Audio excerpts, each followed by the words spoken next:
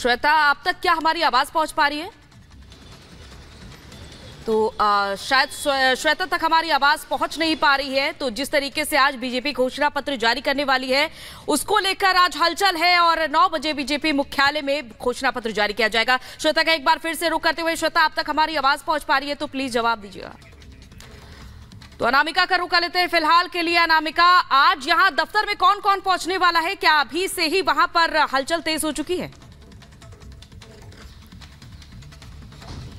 देखिए अंजलि, भी हलचल यहाँ पर तेज नहीं हुई है, लेकिन जो आपने पूछा कि किन किन लोगों की मौजूदगी में घोषणा पत्र जारी किया जाएगा, तो राजनाथ सिंह जो कि घोषणा पत्र समिति के अध्यक्ष बनाए गए हैं, उनकी मौजूदगी होगी। साथ ही तमाम जो बीजेपी के नेता, निर्मला सीतारमण जो कि इस कमेटी में राजनाथ सिंह के साथ महत्वपूर्ण भूमिका निभा रही हैं, वो भी यहाँ पर रहेंगी। 27 लोग जो इस घोषणा पत्र समिति के मेंबर्स हैं, अलग अलग रिस्पॉन्सिबिलिटीज निभा रहे हैं, उनके अंदर मौजूदगी होगी। इसी के साथ साथ बाकी जो देश के नेता है वो यहाँ पर मौजूद होंगे।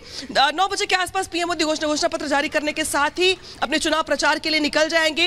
बीजेपी दफ्तर की वही दफ्तर है जहां पे बीजेपी के बड़े बड़े कार्यक्रम होते हैं, बीजेपी का ये मुख्यालय, और इसी मुख्यालय पर जो सबसे बड़ा हॉल है, उसी हॉल में बीजेपी की ओर से आज घोषणा पत्र जारी किया जाएगा। बीजेपी हेडक्वार्टर पर लगातार बनी हुई है, क्योंकि बहुत महत्वपूर्ण है कि आज बीजेपी अपने घोषणा पत्र में क्या कुछ शामिल करती है। श्वेता लगातार हमारे साथ बनी हुई है, चाहे राम मंदिर की बात हो, श्वेता धारा 370, 35 को हटाने की बात हो, ये तमाम बड़े मुद्दे हैं जो बीजेपी पूरे कर चुकी है। हालांकि यूसीसी भी अब राज्यों के जरिए शुरुआत कर दी गई है। आज क्या होने वाला है? और बड़ी बात श्वेता यह भी है कि प्रधानमंत्री नरेंद्र मोदी ने तमाम उन सुझावों को खुद एनालाइज किया और उसके बाद ये घोषणा पत्र तैयार किया गया है जो लगातार लोगों से लिया जा रहा था। तो इस वक्त आपको बता दें कि जो बड़ी तस्वीर है वो निकलकर सामने बस 2 घंटे के बाद यही बीजेपी हेडक्वार्टर से आने वाली है, क्योंकि बीजेपी हेडक्वार्टर घोषणा पत्र ये कहते हुए संकल्प के साथ जारी करेगी जिसमें क्लियर विजन होगा उन बातों को पूरा करने का, जिसमें गरीब का जिक्र होगा, किसानों का जिक्र होगा, महिलाओं का जिक्र होगा, युवाओं का जिक्र होगा। यानी वो फॉर्मूला जो बीजेपी ने तय किया उस पर आगे कैसे बढ़ा जाएगा, उसके लिए बाकायदा 25 जनवरी से सुझाव भी मांगे गए। 15 लाख सुझाव आए थे जिनको कंसीडर किया गया, यानी ध्यान में रखते हुए वो संकल्प पत्र तैयार किया गया। क्योंकि बीजेपी घोषणा पत्र नहीं कहती है, बीजेपी कहती है ये हमारा संकल्प पत्र है जिसको हम पूरा करेंगे, पूरा किया है और पूरा करते आएंगे। और इसीलिए देखना ये अहम होगा कि उस संकल्प पत्र के जरिए बीजेपी जो विजन डॉक्यूमेंट रखने जा रही है वो क्या कुछ है। क्योंकि बहुत अहम है, क्योंकि प्रधानमंत्री नरेंद्र मोदी साफ तौर पर कहते हैं कि जब जातियों का जिक्र करते हैं तो कहते हैं उनके लिए 4 जातियां मुख्य हैं, जिसमें महिला है, किसान है, युवा है और अल्पसंख्यक है। अब सवाल यह है कि इन लोगों को किस तरीके से इस मैनिफेस्टो के जरिए जोड़ा जाएगा। विकसित भारत की परिकल्पना हमें देखने को मिल सकती है इस मैनिफेस्टो में, तो सांस्कृतिक राष्ट्रवाद की झलक भी हमें इसमें देखने को मिल सकती है, क्योंकि राम मंदिर प्राण प्रतिष्ठा के पूरे होने के साथ सांस्कृतिक राष्ट्रवाद की जो एक उम्मीद लेकर के बीजेपी चलती है वो पूरी की गई है। अब इसी कड़ी में अगला कदम क्या होता है ये देखना बहुत अहम होगा। और आप देख रहे हैं सिक्योरिटी जो है वो यहाँ पर इस वक्त जो सिक्योरिटी के लोग हैं उन्होंने आना शुरू कर दिया है। और ये तस्वीरें इस वक्त बीजेपी हेडक्वार्टर की हैं। सुबह का वक्त है, लेकिन सुबह के साथ साथ वो नए सवेरे की जो बात करती है बीजेपी, जिसमें वो कहती है कि सबका साथ सबका विकास होगा, उस सबका साथ सबका विकास कैसे आज उसी संकल्प पत्र में एक बार फिर से देखने को मिलेगा, ये देखना अहम होगा। क्योंकि सुबह सुबह का वक्त है, घोषणा पत्र जब जारी किया जाएगा और इसी के साथ प्रधानमंत्री नरेंद्र मोदी अपनी रैलियों के लिए बिल्कुल। और आज सुबह का वक्त क्या नया उजाला लेकर आता है ये भी देखना होगा। श्वेता, गणेश भी हमारे साथ जुड़ चुके हैं। गणेश, 27 सदस्यों की एक कमेटी बनाई गई थी और इस कमेटी ने घोषणा पत्र बनाया है, और जैसा कि पीएम नरेंद्र मोदी ने भी पूरे घोषणा पत्र को एनालिसिस किया था, लेकिन ये घोषणा पत्र 2019 के घोषणा पत्र से कितना अलग होने वाला है ये फिलहाल सभी के मन में सवाल है। देखिए, जिस तरीके से हम जिसे घोषणा पत्र कह रहे हैं, बीजेपी उसे अपना संकल्प पत्र कहती है। 27 सदस्यों की कमेटी बनाई गई जिसमें राजनाथ सिंह अध्यक्ष होते हैं, बीजेपी के वरिष्ठ नेताओं में से एक है मौजूदा समय में। अब उन्हें जो जिम्मेदारी सौंपी गई कि अब बीजेपी के जिस तरीके से जो कहा है, जो प्रधानमंत्री नरेंद्र मोदी का जो सपना है विकसित भारत 2047, उस सपने को किस तरीके से साकार किया जाएगा। इस जो संकल्प पत्र बीजेपी का भी कुछ देर बाद जो बीजेपी मुख्यालय में जहां हम लोग मौजूद है वहां से जारी होगा। उस संकल्प पत्र में उसकी इसकी भी हमें झलक देखने को मिलेगी कि प्रधानमंत्री किस तरीके से कह रहे हैं कि 2047 में भारत विकसित होगा, उसको लेकर अभी से किस तरीके से बीजेपी दर एक कदम एक आगे बढ़ाती चलेगी। जो इस बजट में जिस तरीके अगर जो संकल्प पत्र होगा, इसमें हमें देखने को मिल सकता है कि ज्ञान जो प्रधानमंत्री लगातार ज्ञान की बात कर रहे हैं, गरीब हो, अन्नदाता हो, महिला हो या हर एक वर्ग को लेकर लगातार जो बात कर रहे हैं, उसमें यहाँ पर अलग देखने को मिलेगा। किसानों को लेकर यहाँ पर एक सौगात देखने को मिल सकती है। जहां तक जो जानकारी जो सूत्रों के जरिए मिल रही है कि किसान सम्मान निधि जो फिलहाल अभी वर्ष में 6,000 रुपए मिलते हैं, वो उसकी राशि जो बढ़ाई जा सकती है। आयुष्मान भारत की भी राशि जो उसकी बढ़ाई जा सकती है, उसमें दायरे बढ़ाए जा सकते हैं और तमाम इस तरीके की चीजें यहाँ पर देखने को मिल सकता है। युवाओं को प्रोत्साहित किया जा सकता है। स्टार्टअप को लेकर कुछ और यहाँ पर चीजें देखने को मिल सकती है। मछुआरों को लेकर अलग चीजें देखने को मिल सकती है और जो पशुपालन है उसमें और बढ़ावा देखने को मिल सकता है। खेती को लेकर यहाँ पर सरकार बढ़ावा दे सकती है कि मॉडर्न तकनीक के जरिए आप किस तरीके से खेती करें और उसको सरकार आपको सहयोग देगी, जिससे आप और आगे चल के काम करें, बेहतर भारत की बात। बिल्कुल, बहुत बड़ी बात गणेश आप बता रहे हैं, बहुत बड़ी बात आप बता रहे हैं कि कैसे भारत का विकास हो, कैसे विकसित भारत की जो नींव है उसको और मजबूत किया जा सके। ये सब कुछ देखने को मिल सकता है। अनामिका भी लगातार बनी हुई है। अनामिका, बड़ी बात यह है कि आज कौन सा बड़ा वादा प्रधानमंत्री नरेंद्र मोदी की तरफ से इस संकल्प पत्र के जरिए आ सकता है, क्योंकि मिशन 400+ का टारगेट है और चुनौती बहुत बड़ी है। ऐसे में सबके मन में सवाल यही है कि क्या आज मोदी कुछ बड़ा ऐलान कर सकते हैं?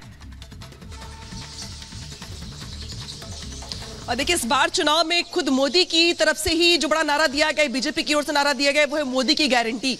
तो मोदी की गारंटी, विकसित भारत 2047 तक का टारगेट यहाँ पर प्रधानमंत्री मोदी खुद लेकर चल रहे हैं और ये मानकर चल रहे कि 2047 तक जो है यहाँ पर भारत को कहाँ तक लेके जाना है, उसका टारगेट सेट करने का प्रयास किया जा रहा है बीजेपी की ओर से। जहां तक बात रही राजनाथ सिंह की, जिसका जिक्र भी किया गया, तो राजनाथ सिंह को ये अहम जिम्मा क्यों दिया गया, जरा इसके पीछे भी समझ लीजिए।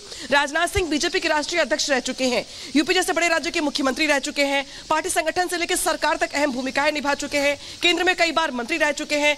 तो बीजेपी के अंदर राजनाथ सिंह ऐसे नेता हैं जिनकी एक्सेप्टेंस बहुत ज्यादा है, हर वर्ग, हर जाति और हर समुदाय के लोगों के बीच उनकी एक्सेप्टेंस है। यानी कि वो समझते हैं कि किस समाज के लोगों को क्या चाहिए, यूपी को क्या चाहिए, बिहार को क्या चाहिए। बिल्कुल, हर समाज को यहाँ पर ध्यान में रखा गया है, यही बार बार वादा किया गया है और इस बार भी देखने को मिलेगा कि क्या कुछ इस बार बीजेपी अपने संकल्प पत्र में बड़ा वादा करने वाली है। फिलहाल इस बड़ी खबर का रुख कर लेते हैं। ईरान ने इजराइल पर अटैक किया है, ड्रोन अटैक किया है। लगातार ईरान और इजराइल के बीच जो तनाव जारी है, इस बीच ईरान की ओर से अटैक किया गया है इजराइल पर और ये बड़ा हमला किया गया है। ईरान का इजराइल पर ड्रोन अटैक और इसके चलते 50 से ज्यादा कामकाजी ड्रोन दागे गए हैं और आपको बताते चले कि मिसाइल से भी इजराइल पर हमला किया गया है। इजराइल ने कई ड्रोन को हालांकि नष्ट कर दिया है, लेकिन ये तनाव लगातार बढ़ रहा है। अभी तक ये देखा जाता था कि ईरान और इजराइल अभी तक आपस में आमने सामने टकराते नजर नहीं आए हैं, लेकिन अब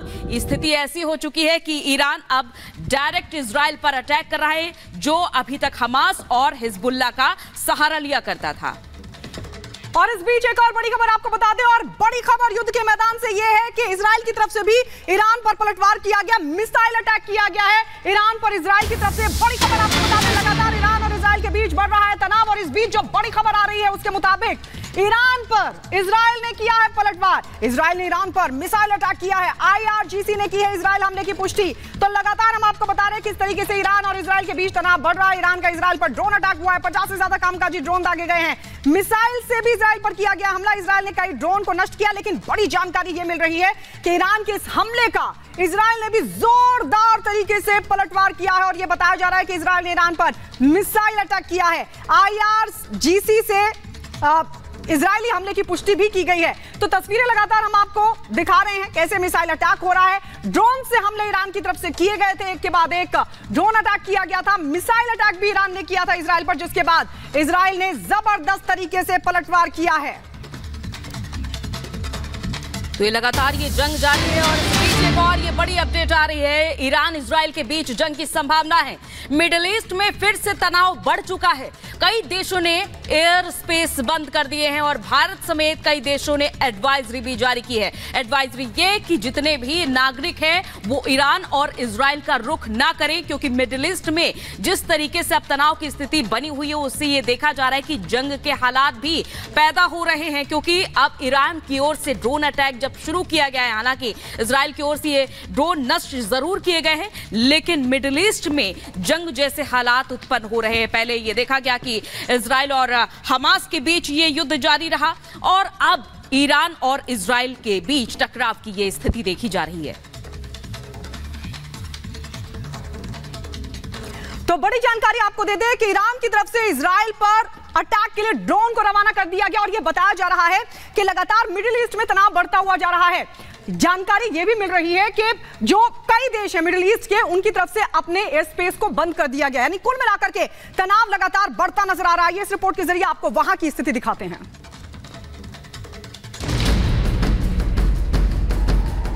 एक तरफ इजराइल हमास के साथ जंग लड़ रहा है, तो अब ईरान के ड्रोन अटैक के बाद इजराइल और ईरान में युद्ध संभव माना जा रहा है। ईरान ने इजराइल की तरफ 50 से ज्यादा कामकाजी शहीद ड्रोन और मिसाइल से अटैक किया। जैसे ही ये ड्रोन जॉर्डन के आकाश पर नजर आए, वहां की सेना ने उसे मार गिराया। इसके साथ ही अमेरिकी सेना और आईडीएफ ने कई ड्रोन को इंटरसेप्ट किया। ईरानी हमले के बीच इजराइल ने एक तरफ लेबनान में हिजबुल्लाह के ठिकाने को निशाना बनाया, तो ईरान पर भी मिसाइल अटैक किया, जिसकी पुष्टि ईरान ने की। बढ़ते तनाव के बीच इजरायली पीएम ने आपातकालीन बैठक की और पूरे मुल्क के लिए एडवाइजरी जारी की। उधर ईरान और इजराइल के बीच भड़कते युद्ध को देखते हुए मिडिल ईस्ट में भी तनाव बढ़ गया है। कई देशों ने अपने हवाई क्षेत्र बंद कर दिए हैं। ईरान ने मिडिल ईस्ट के देशों को चेतावनी दी है कि अगर किसी ने इजराइल के लिए एयर स्पेस खोला तो वो ईरान का दुश्मन होगा। अमेरिका के राष्ट्रपति जो बाइडेन ने इजराइल की सुरक्षा के लिए प्रतिबद्धता दिखाई है। Bureau report, Republic Bharat.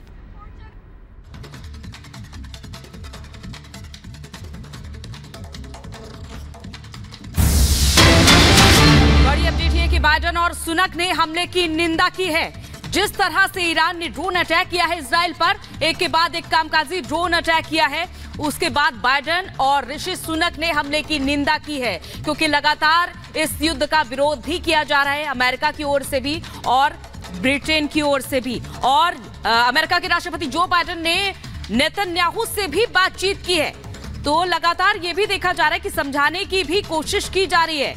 इस बीच विरोध भी किया जा रहा है कि ये जो युद्ध की स्थिति है ये किसी तरह से शांत हो जाए, क्योंकि अगर ये युद्ध बढ़ा तो मिडिल ईस्ट में जंग जैसे हालात होंगे और कई देशों के बीच गायत्री टकराव की स्थिति देखने को मिल सकती है। बिल्कुल, और कल ही अंजलि ये बड़ी खबर आई थी, ये बताया जा रहा था कि मिडिल ईस्ट में जिस तरीके से तनाव बढ़ रहा है उस सब के बीच यूएस की तरफ से वॉरशिप उसको रवाना किया गया। इसके अलावा मिलिट्री एयरक्राफ्ट रवाना कर दिए गए हैं, फोर्सेस को भी रवाना किया गया है। लेकिन ये बड़ी जानकारी आपको बता दें कि बाइडेन और ऋषि सुनक ने हमले की निंदा की है। ईरान ने अटैक किया, जबरदस्त तरीके से ड्रोन अटैक किया, ड्रोन को रवाना भी कर दिया गया है ताकि और हमलों को अंजाम दिया जा सके। इसके अलावा मिसाइल अटैक किया जा रहा है, लेकिन इजराइल भी पलटवार कर रहा है। इस सब के बीच यूएस की तरफ से हमले की निंदा की गई है। बाइडेन और ऋषि सुनक ने भी हमले की निंदा की है।